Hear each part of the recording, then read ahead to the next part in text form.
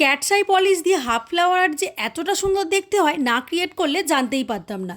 তো এখানে সবার প্রথমে ব্ল্যাক পলিশ অ্যাপ্লাই করে 60 সেকেন্ড কিওর করে নিয়েছি।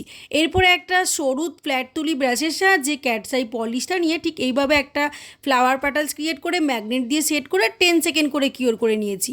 আবারও সেম পদ্ধতিতে সাইডে একটা ফ্লাওয়ার প্যাটালস ক্রিয়েট করে ম্যাগনেট দিয়ে সেট করে নিয়ে 10 সেকেন্ড কিওর করে নিয়েছি।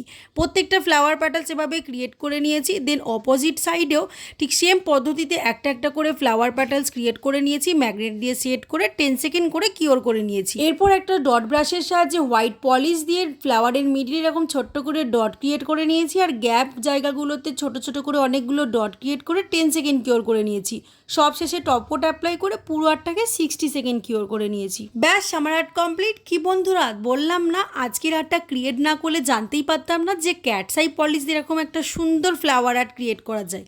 কেমন লাগলো তোমাদের আজকের আর্টটা অবশ্যই কমেন্ট করে জানিও। আর তোমাদের কোনো কিছু আর্ট নিয়ে ডাউট থাকলে আমাকে কমেন্ট সেকশনে জানিও, আমি ভিডিওর মাধ্যমে তোমাদের ডাউট ক্লিয়ার করে দেবো। বাই।